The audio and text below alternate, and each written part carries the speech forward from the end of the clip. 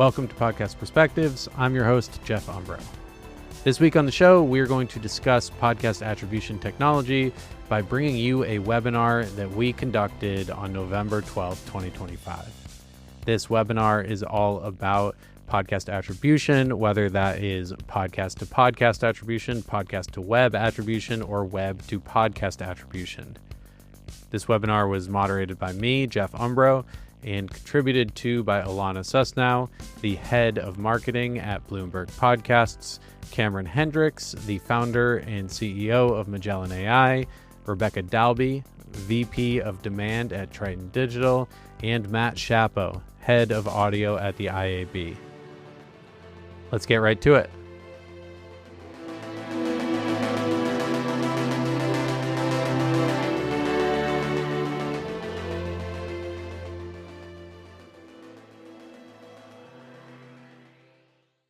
My name is Jeff Umbro. I'm the founder and CEO of the Podglomerate. The Podglomerate is a podcast services firm that focuses on production, marketing, and monetization.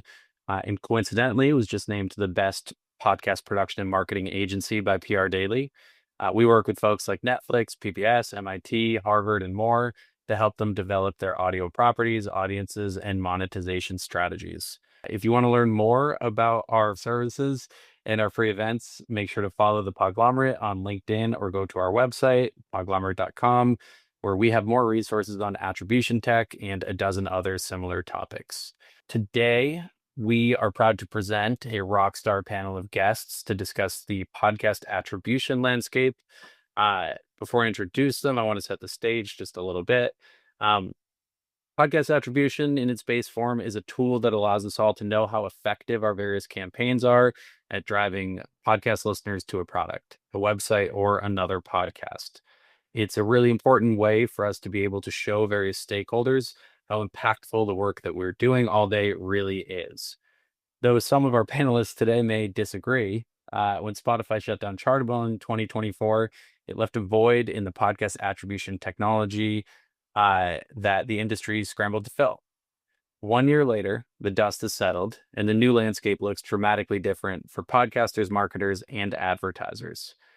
So today, we're going to do a deep dive into the podcast attribution ecosystem and explore how platforms like Magellan, Podscribe, Podtrac, Swap FM, and Spotify's own Megaphone are reshaping measurement and tracking from pricing and capacity to actual capabilities and limitations of their tools.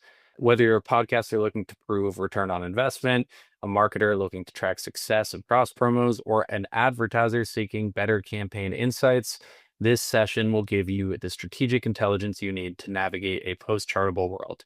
And also, I know we're talking a lot about Chartable. I will just say that everyone on this call is probably looking at different things when it comes to podcast attribution, whether it's trying to prove like that your advertisements are working successfully or that your podcast marketing campaigns are effective. We're going to touch on all of that today. Probably not going to spend enough time on any of it. So definitely ask any questions and follow up as well if you all are interested in like any particular thing that we don't cover today.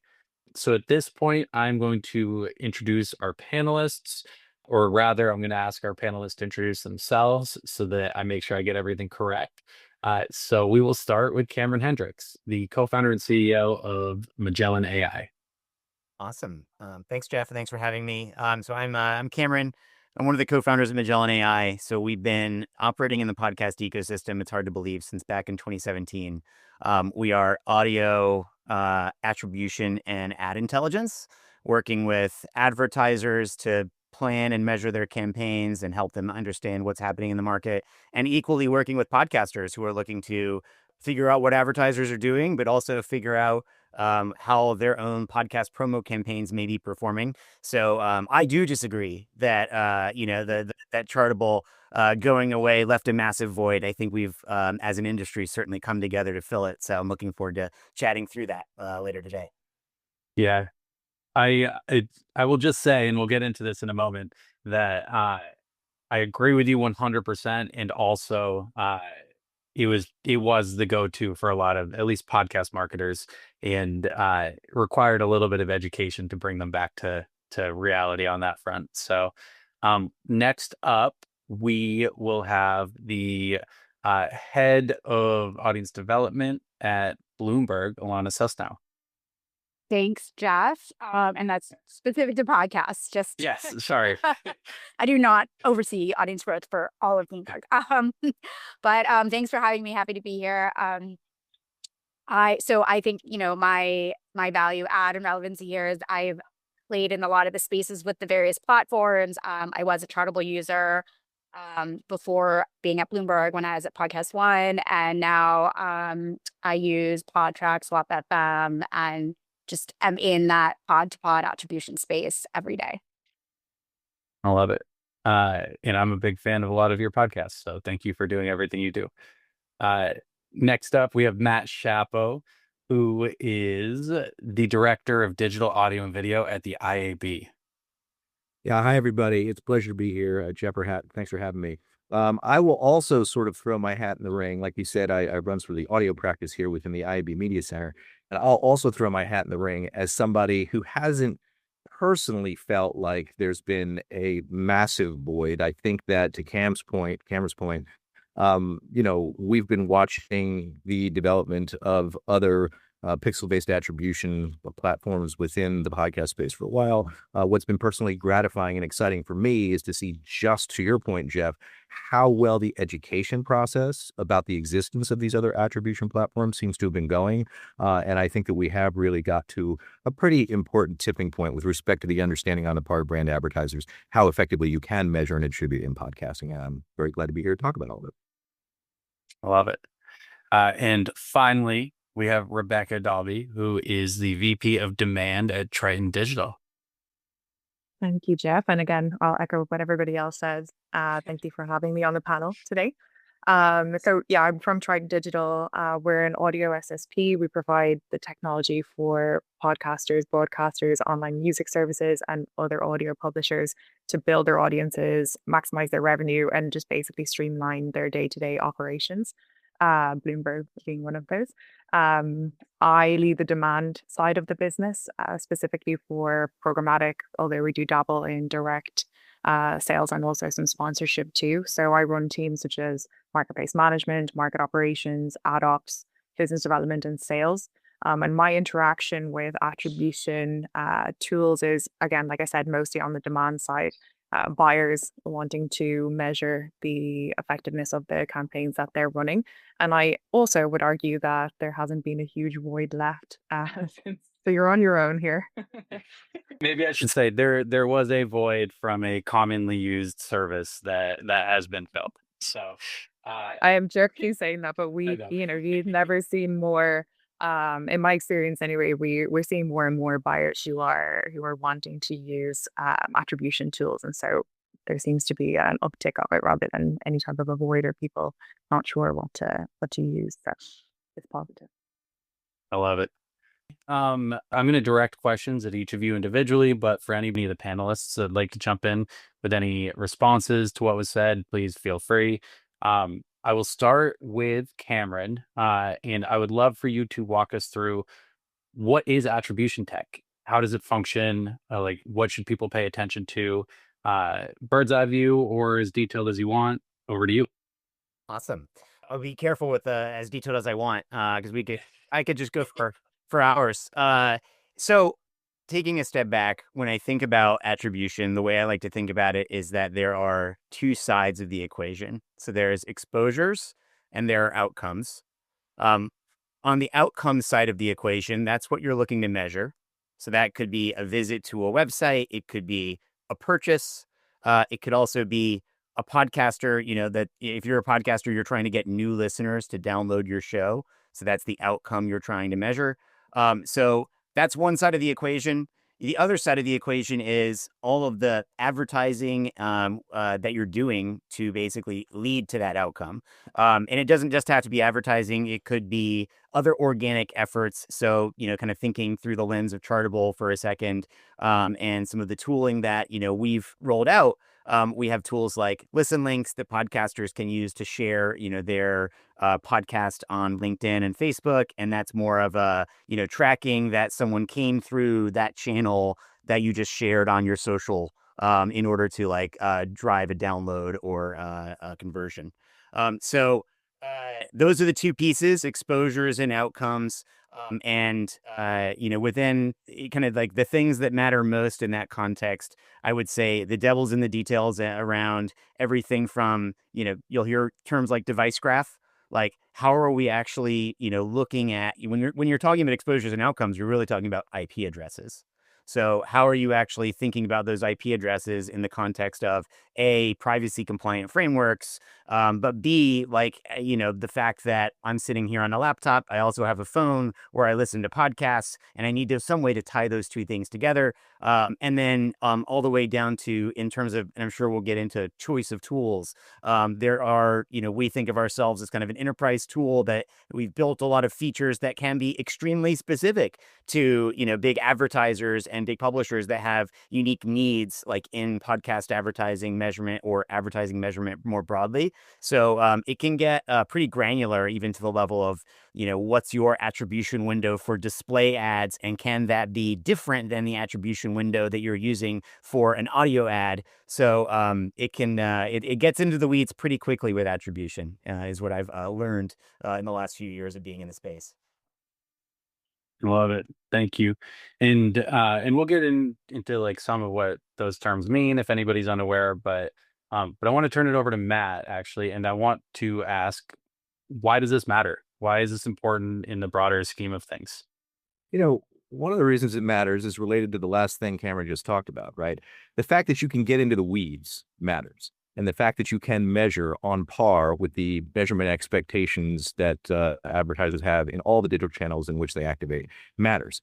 The simple answer is that it matters because for all of the wonders of audio that everybody on this call knows, if you can't really validate and prove those outcomes through very well-developed measurement tools, then it's ultimately not going to matter, right? And so the reason it matters is because tools like the ones that Cameron has built and tools like the ones that we'll be talking about over the course of this call are vital to building the trust and the confidence that advertisers require in order to increase their podcast investments. And most importantly, in order to assess how their relative contributions in podcasting are stacking up against the contributions that they're also having in the rest of the channels that they're doing in the context of their omni-channel campaigns. So that's, in a nutshell, why it matters. And actually, Matt, I have a second question for you, because you're at the IAB, which is the Internet Advertising Bureau. And I think it's important to note that like your organization is trying to kind of set guidelines across all different mediums on the internet. And your specific mandate is for audio, but what you look at day to day is audio as compared to other like medias. Is that correct? Yeah. So what we do is we look at all media and we try and, again, help the buyers and sellers of ad-supported media suss out the relative incremental contributions of those different forms of media and sort of align and optimize their media mix as they go along, right? And so audio, as many people on this call know, and I think it's sort of one of the topics we're kind of getting at today, audio has historically underperformed when advertisers when it comes to simply level of investment as matched against the amount of consumption that is occurring from all of us who actually sit with media and sit with music and with podcasts and with radio all day long. I'm not saying anything new, I'm sure, to the people on this call. There's a lot more consumption of audio content going on than there is investment in the audio space. And so one of the things that we do at the IB is try and make sure that we have a situation in which the engagement that is occurring in any channel is relatively well matched by the amount of investment that's coming from advertisers so that advertisers can drive the outcomes that they're looking to drive against whatever KPI they have. And so you're right, as somebody who's focused on audio, I try and do everything that I can, and webinars like this are a good example of it, to educate the community about just how measurable audio is and how you can, in fact, model out its impacts alongside other forms of media. And again, go ahead and be better able to optimize your omni-channel campaigns. I'll just say one other thing. Something we've been working on a lot, and I see a couple people on this call who have been a big part of that process, but something we've worked on a lot in the IB Media Center this year in particular, and we're going to continue it into next year, is figuring out ways to improve the visibility of audio specifically within the measurement rubric of MMM, media mix modeling, right?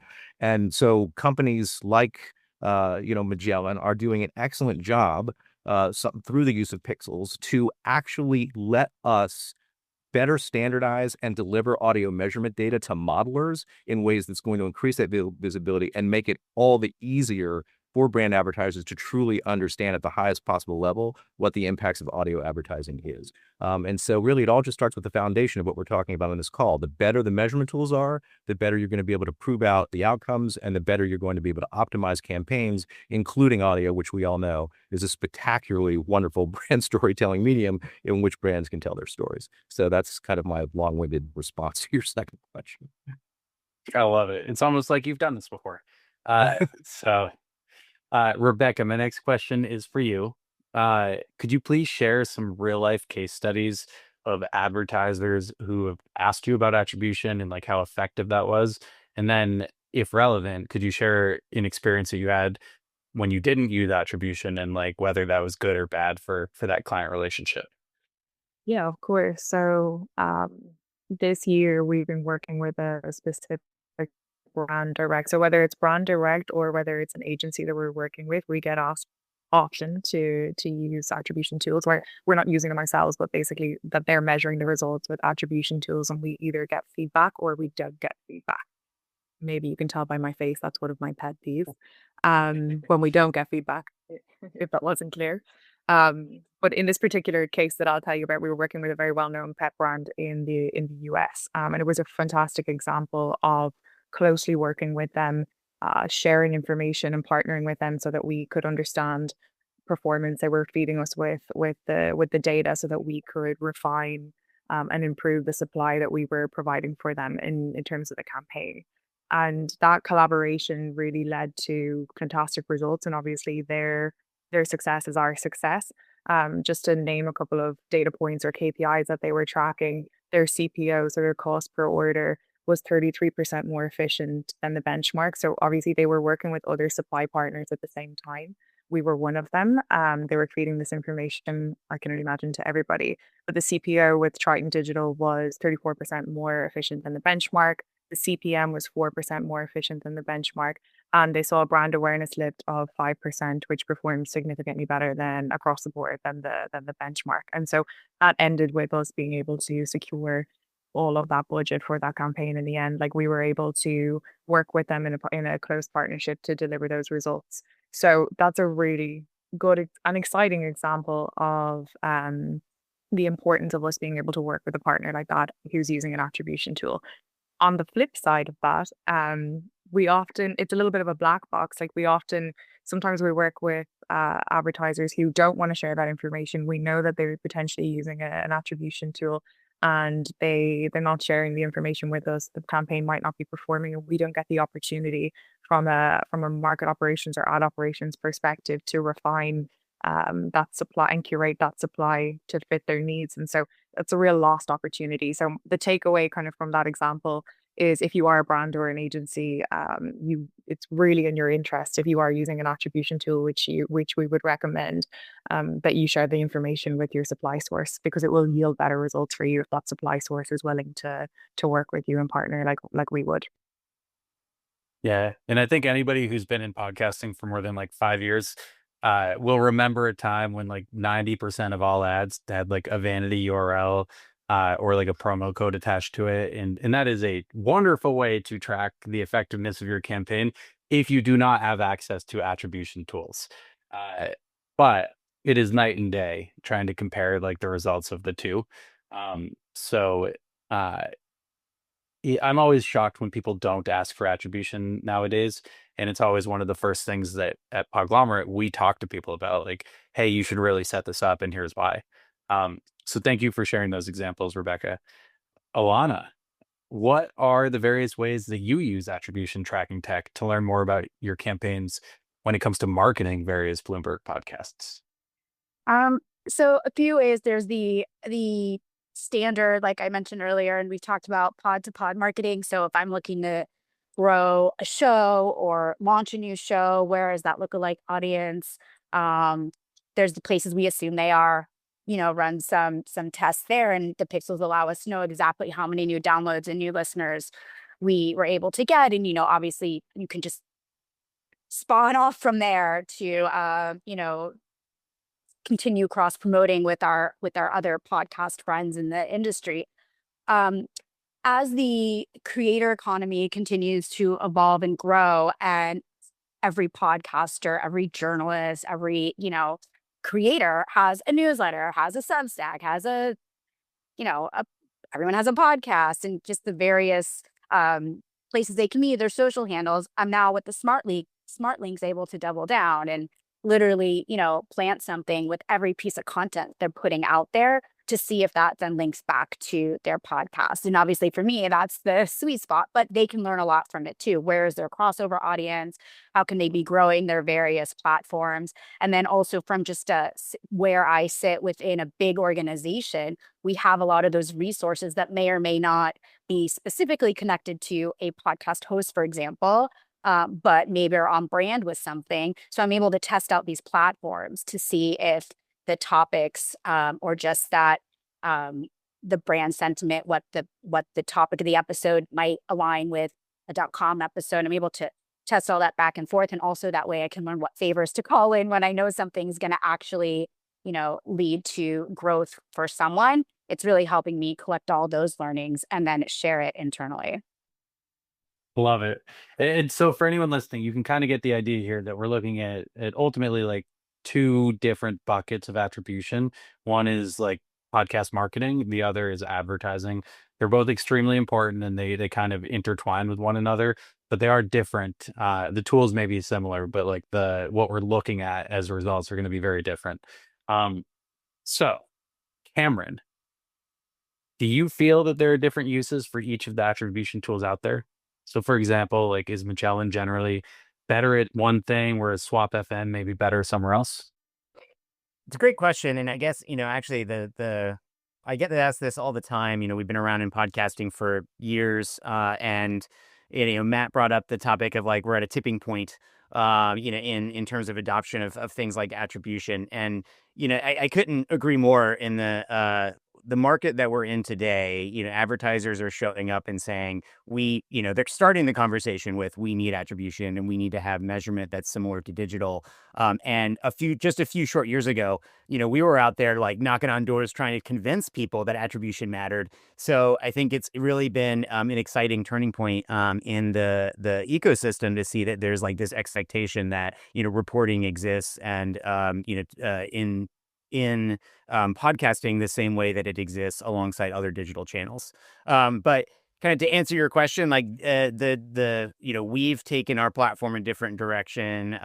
Swap FM has taken their platform in different direction. Still Podscribe goes their own direction. So I think what's really been interesting about it is like, number one, come on in, the water's warm. It's like a great time to be in podcasting and podcast attribution technology. The other piece is that everyone's had their own kind of like specialization they've been able to like kind of push on.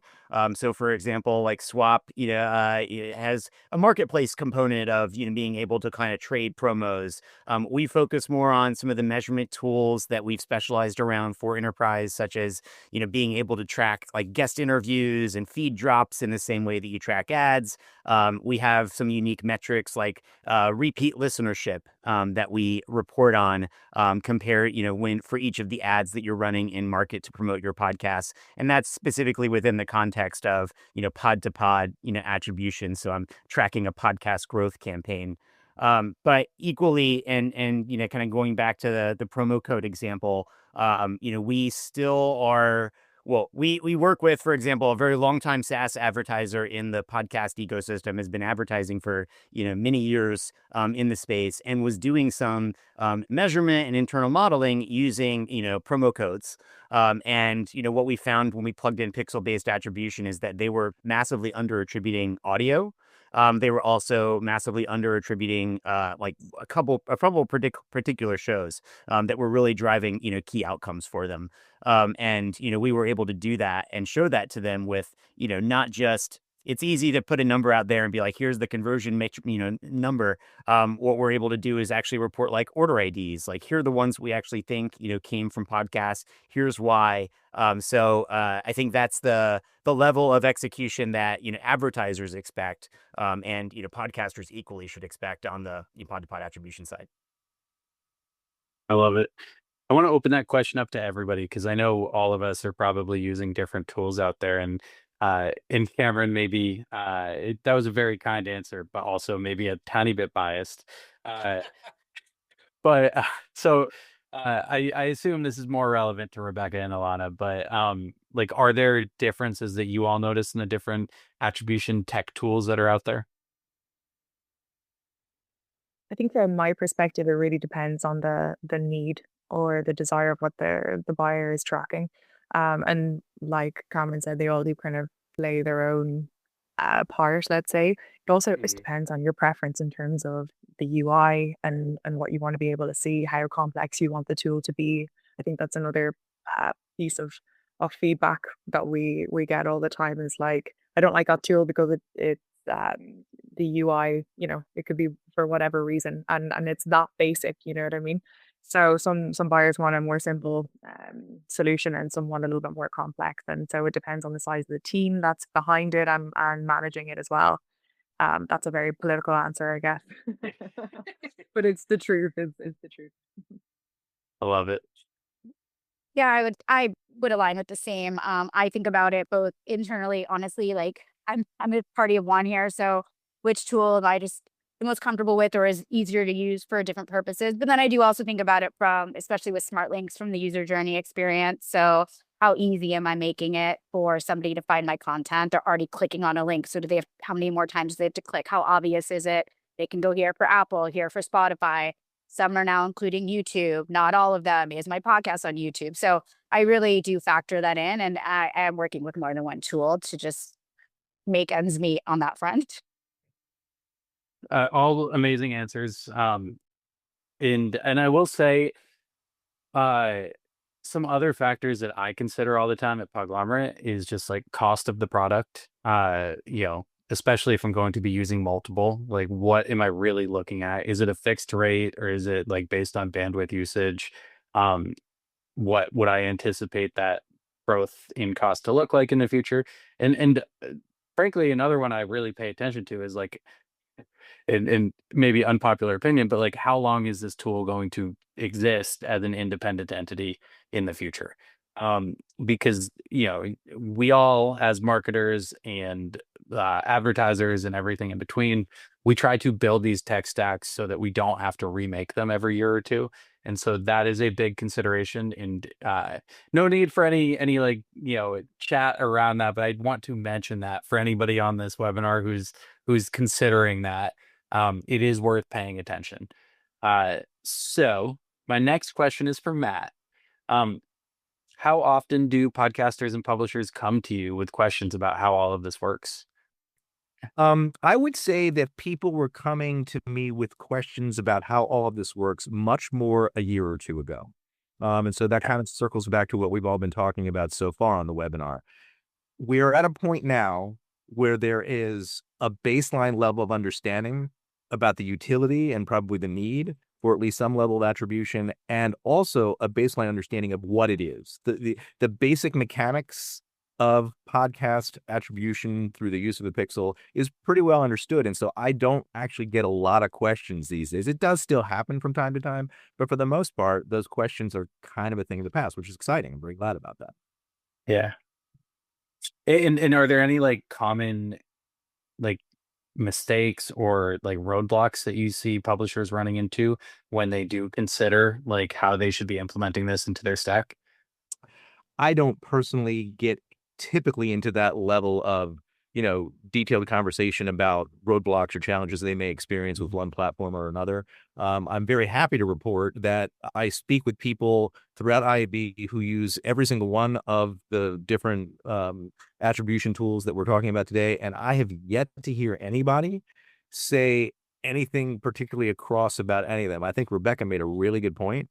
A lot of what it's going to come down to, and this isn't just true for podcast attribution tools, it's for any tool. It could be like a drill at your house when your wife is stupid enough to let you on a ladder. It could be that. But ultimately it's going to come down to a question of simple preference. Maybe somebody wants an interface that's a little bit more organized this way. Maybe somebody wants an interface that's a little bit more organized that way. So some of it's going to come down to personal preference. A lot of it, by the way, is going to come down to the relationships that you can form with the people who actually have these tools. And I'm also happy to say that whether it's Cameron or anybody who has, built some of the other tools that we're talking about, for the most part, and this is true of the audio industry generally, but I think it's also specifically true of podcast attribution gurus, really nice people, easy to get along with, and they want to help you solve your problems. So whatever your marketing problem is, the great thing about at least what I know of the podcast attribution landscape is that if you roll up your sleeves and you have a detailed conversation with the folks that are actually designing and creating these platforms, you're likely to be able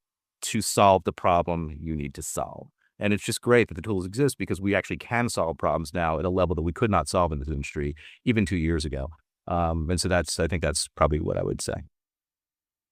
I love it. And it is true. I've emailed Cameron 100 times with sometimes very silly, like stupid questions and sometimes complicated ones. And I get my answer pretty immediately. So, Rebecca, are you trying to measure video at all with any of your clients? So right now, the answer to that is a simple no. We are an audio first SSP, but now that you ask about video or bring that up, we are actively working on video. I don't think that's exactly an exclusive, but it is juicy information. But we will have some very exciting announcements coming soon. So we're looking into that. I love it. And Ilana, same question to you. Is there anything that you're doing on the video side where you're trying to run cross promos or track interviews or anything like that? We haven't gotten that granular yet. We are rolling out video in a big way on YouTube, but in terms of tracking, I think we're still getting our rhythm and the publishing side of it. And again, I alluded to earlier, like as the attribution tools allow for tracking to YouTube and finding out where that audience is coming from. And then again, how can I route them back into some of my shows that are just going to always only have an audio experience? I'm really interested and excited to see how that unfolds, but I'm not even sure. And I mean, Matt, Cameron, if there are tools out there, please tell me, but I'm not sure the industry's there yet either. But I'll learn with everybody else here if I'm wrong. Well, and Cameron, my next question is for you, like whether that exists today or not, like how is Magellan thinking about tracking video? Yeah, well, I think worth kind of taking a step back for a second and thinking about like video means a very specific thing when we in the podcast ecosystem.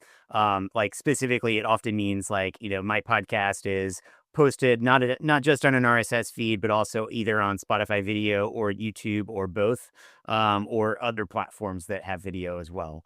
So I guess first of all, like worth drawing the distinction just because a lot of advertisers come to us and ask about like CTV, OTT, and like digital video that's like actually like is trackable on the web that they might be transacting in. And so that, creates confusion when you're like, oh, well, this, video for podcast means like a slightly different thing. That said, so it is a moving target, perhaps, is like a way to put it in terms of like how video attribution works. We have like our flavor of video attribution, and other folks in the industry kind of have their approach. Generally speaking, like I'll describe our approach. And it's also worth noting like Spotify video has, different capabilities that they enable, of folks who are publishing to Spotify video to implement than YouTube. YouTube is also, out and launching new features that help publishers, insert ads in different ways. So there's a lot of, really exciting changes happening in the platform, or I should say in the market. But like the way we think about like YouTube specifically as an example for, podcasters and how do we measure that?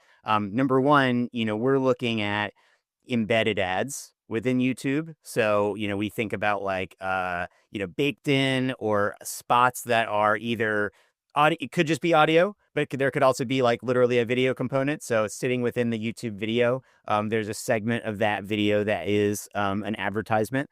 So we basically go through and we scan for those and we identify that this particular ad occurred. This particular ad had this many views associated with it, or rather the video had this many views associated with it. And then we also look at data coming from the pixel on the advertiser site. So we are able to glean when, the thing that we do that I think is a little bit different is that we look at pixel data and say, okay, if someone at some point, came from youtube.com, then we assume that there was a YouTube exposure. There was an ad that effectively they were exposed to on the YouTube side. And so we're kind of, what we're doing is, almost maybe more conservative, because we're actually looking for someone who has they've clicked from youtube.com over to the advertiser website. So it's a little bit more conservative than just say with podcasts, you obviously have the advantage of a longer attribution window to say, oh, someone heard an ad and then 3 weeks later they came back and went to an advertiser site. You don't have a lot of that same level of granularity that you can get with YouTube. So that was somewhat of a long-winded answer. That's kind of how we think about, YouTube specifically. But again, different for Spotify video, different for other video platforms, and still a different thing that a lot of advertisers even think about. Yeah, and I will say, I actually don't know if this is available for everyone or if it's just available for select Megaphone clients, but you can do what's called SAI, streaming ad insertion, on Spotify videos. And that actually does have a very robust system of determining like who has clicked on an advertisement on the video platform on Spotify. And Rebecca, I'm curious if you interact with this at all, but I have heard from some like very large brand advertisers that the data is excellent and the results are even better. So I don't know if you've ever engaged there. No, So, too much. okay. I have done it on like an extraordinarily small like sample size, so I really can't speak to it. But okay. So Cameron, can you speak to any like benchmark data that you typically see? I know that's an incredibly broad question, but I'm just kind of curious, like, is there anything that you find really interesting or insightful because you have this like bird's eye view of thousands of campaigns that are run every month? Yeah, I think there are a couple of things I would point to. Some of this speaks to some upcoming research that we're, working on. But I guess one, kind of piece going back to a few months ago, I moderated a panel on programmatic advertising. And I think one of the themes that we always hear in podcasting is like, there's a lot of skepticism that programmatic is, going to, negatively impact listener experiences and, ultimately not lead to advertiser outcomes, which of course we all care about because that, drives more, a business for podcasters and creators. And, what we've seen is there are the general feedback is that programmatic advertising can perform poorly, but it can also perform really well. And so I think that's one of the things that's maybe been a little bit counterintuitive versus the narrative of that host-read ads are the only form of execution advertisers should consider. And I think what it really comes down to is one metric we track, which is return on advertising spend. So we look at like the amount of dollars that this ad costs versus the outcome, and if the numbers are right there, then the metric makes sense for programmatic to be potentially a very successful part of an advertising campaign. Of course, we love a good host-read ad, both personally and then also see lots of great performance for those as well. But that was one thing that kind of like jumped out as maybe a little bit counterintuitive as we started looking at some of the data across campaigns. And then the other piece I would point out is just the opportunity to audio is a pretty broad set of podcast, streaming. Like there's a whole set of, and those are not one, you kind of think that like, oh, if I'm a big podcast listener, maybe I'm also just listening to like streaming music. And there's oftentimes not as much overlap as you'd think. There's actually a lot of opportunity to go get reach in those two different, channels really, within audio. Can I double click on that a little bit? Please. This is one of my favorites, maybe not exactly the right. This is one of my most absorbing topics, right? As you said at the top, Jeff, I work in an organization that is obsessed with ensuring that publishers are able to monetize and advertisers are able to find outcomes at the highest possible level across all channels, right? And the reality is that for our wonderful medium of audio, which is, I think, on the launching pad, and experiencing a turning point in a lot of different ways with respect to the appreciation that people have for it in the wider marketing community, we have to be mindful of the fact that if you really want to experience growth, you need to be able to be bought in really efficient, easy ways. And as special as host-read ads are, and as important as they are to the medium, and as critically important as the relationship between hosts and the people who come to their shows is for making podcast advertising the wonderful place for brands that it is, the reality is that if you want to be able to buy against audiences across in the mid and the long tail, you got to make it easy for advertisers who aren't necessarily going to always have the opportunity to sit down and work at a truly custom bespoke campaign filled with a lot of host-read ads. You're going to have to also supplement the host-read experience with increasing levels of programmatically bought, efficiently bought ads. And one of the things that excites me about podcasting is that we do now have incredible, to Cameron's point, reach. We have audiences for days, and you can, and I think a lot of people on this call would tell you the same thing, you can now start to see the results of people buying not just show by show, but against particular audience cohorts, which obviously is done in a very powerful way, programmatically. And I think that, a lot of the insights to be gained from pixel-based attribution show the power of it. And I'll just say one last thing, in relation to something else that Cameron said.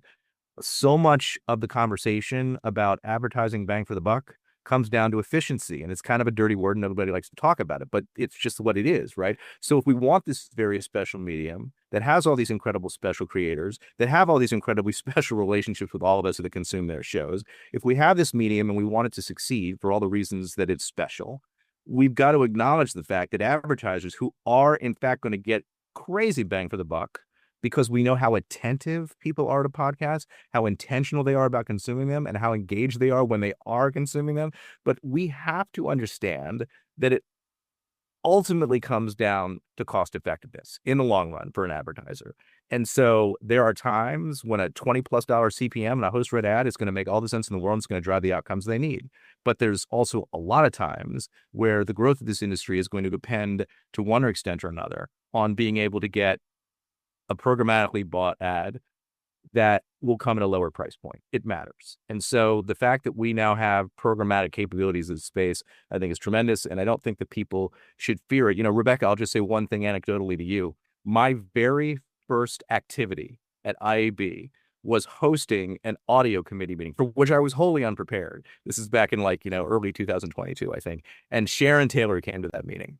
And Sharon Taylor, as people on this call knows, is enormously brilliant. And I've told her on multiple occasions that if there was a czar of the podcast industry, I think it should be Sharon. Anyway, so Sharon, sort of, she didn't beat me up exactly, but she sort of was helping me understand that there were legitimate reasons to be concerned about an overrun of programmatic ads, right, in something as special as podcasting. But I really have come to believe in the years that I've been at IAB and the years that I've been spending time with this industry, that the place for and the importance of programmatic in podcasting is critical. And I just wanted to double click on that and say that I think looking to buy audiences across the mid and the long tail of podcasting is something whose time has come, and I'm excited to see more rather than less over time. Again, complementary to the host-read ads, because don't forget, you don't have to have a host-read ad for the incredibleness of a given podcast to create that halo effect that all the advertisers are looking for.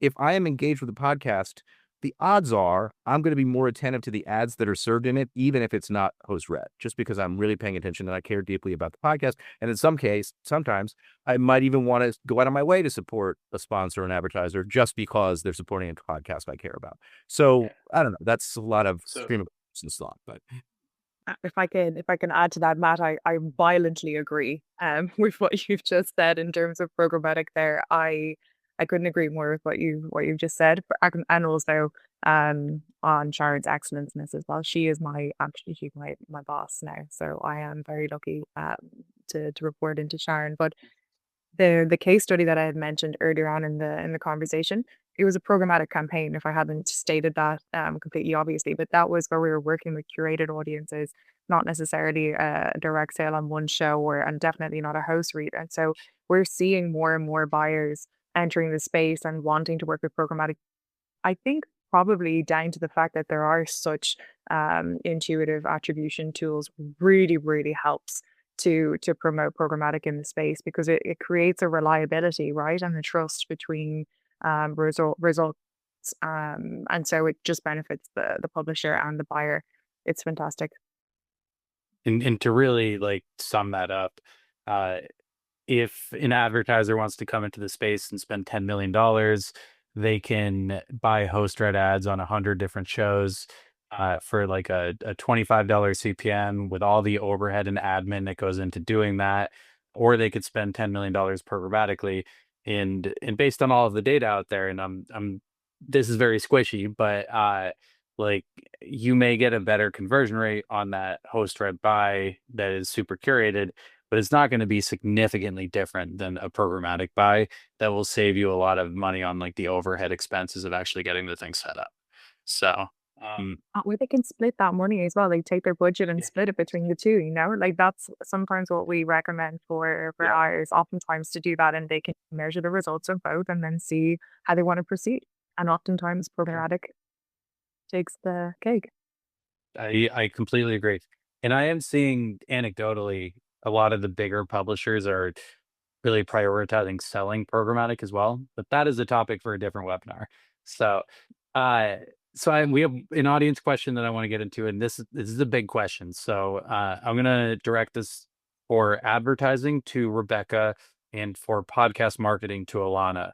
But can the panel go into the nitty gritty of the attribution platforms that are currently available for podcasters? And there are follow-up questions to this. So Rebecca, what are some of the names of select attribution platforms that you are engaging with and interacting with on a day-to-day basis? So Magellan, Podscribe, Swap as well. They would be the main ones. Chartable was very popular when it was around, but not so much anymore, of course. But yeah, they'd be the main ones that again, we don't deal with them on a direct. I don't use it directly myself. But they would be the ones that our advertisers will be using most of the time. And a lot of same question, but specific to like podcast to podcast or podcast to web attribution. So I would say the two I use the most are Podtrac and Swap FM. I guess the biggest difference is that sort of we're sizing them up. Is that the question? Yeah, well, so the follow-up questions are what are the least and most expensive, and which is better for like newer entrants to the space versus more established shows? To be honest, some of these are baked into other projects. So I can't necessarily speak to the financials, but I would think for someone just entering the space, based on my experience and based on the relationships needed to engage in a swap, for example, Swap FM is probably a better tool at the moment, only because part of what the offering there is you're actually able to go in, search for a specific podcast, and then reach out to someone at that show and engage in a negotiation conversation about an impression swap. You can ask, there's a messaging tool on the app. So if you don't already have those built-in relationships in the industry, I would say for that reason, I think that's where Swap FM is kind of a differentiator, at least in my experience. Podtrac has been in the space. They do also have an ad attribution side to them. So I think their analytics, they're offering different things. But that is like, you have to know the other podcast folks that you want to be swapping with. So I would say it depends on where you are in your podcast journey and networking, I believe. I believe some of the platforms is on the offer, and could be completely wrong saying it, but like a free trial or to be able to go in and get a Yeah, I demo think they do. there. Yeah. I'll lean on it again. The UI and what you're looking for, what you're looking to track is such a huge factor in your decision of what's best for you. It's really hard, I think, for Ilana to answer that question. Yeah, it's totally preference and what your need is today. They all are great tools. They just cater and they do the same thing. I think it's just how you prefer what you need them for. Yeah. And so ultimately there are like three major ways that people are using these tools across all of what we've talked about today. there's pod to pod attribution, there's pod to web attribution, and then there is like web to pod attribution, which would be like a smart list, a listen link or a smart link or something. And they're all slightly different in how they actually track this stuff. Like Magellan offers a little bit more flexibility when it comes to how you're tracking attribution over time. Whereas Swap gives you like more of a marketplace to like be able to engage directly with the folks who are actually like running these like audio swaps and cross promos. Whereas Podscribe, in addition to Magellan, will lean like very heavily into like the market data that you can glean from like how people are buying across these shows. And then I'll spend 1 minute just talking about cost as somebody who has recently like chatted with all of these folks about that. And I'm going to leave Magellan out because I don't want to speak for Cameron. But generally speaking, there's some entry point to all of these platforms that is going to be based on the size of your audience. So some of them are going to have like a minimum spend threshold, which will go up based on how many downloads you're bringing to their platform. And then on the advertising side, at least, I know that a lot of publishers and or agencies will actually charge more to use attribution tracking to the client. So, you know, let's just pretend you're using Magellan and it's like it's an extra dollar for every 1,000 downloads to actually use that attribution tool. You can put that dollar on top of the CPM for the ad you're selling and charge that back to the client, or $1.50 if you want to make some money on it. So there are a lot of different ways in which people play with the pricing, and I encourage, I don't know who asked the question, but whomever it was to reach out to these platforms. They have amazing customer service. And to be blunt, like they're going to charge people differently based on the size of their shows. So, like Kevin, I don't know if you want to add anything to that, but that's how I understand it. Yeah, I think that's right. It's volume-based pricing is in general for attribution, and that's just because not all campaigns are created equally. And a podcaster looking to start their first campaign that has with a swap that is more of a promo swap that's more of like a handful of shows that they're going to. He's going to have a whole different set of needs than an advertiser or a publisher for that matter that's going to be wanting to track millions of impressions. And so yeah, there's definitely it's not a one size fits all kind of model in general. Yeah. And I should just say out loud, I know everybody on this call is very smart and like probably knows this, but an impression is not a download and a download is not an impression. So if you're running 5 ads on every episode of the show, then you have 5x the impressions as downloads or some variation of that based on consumption rate. So important to keep in mind. We have another question, and this is from Matt, or I guess this is for everybody, but it references something Matt was speaking about. What happens to the math that Matt was speaking to when host-read ads become AI generated? I don't know that that's an attribution question, but I will throw it out there anyway. I'll take a crack at it.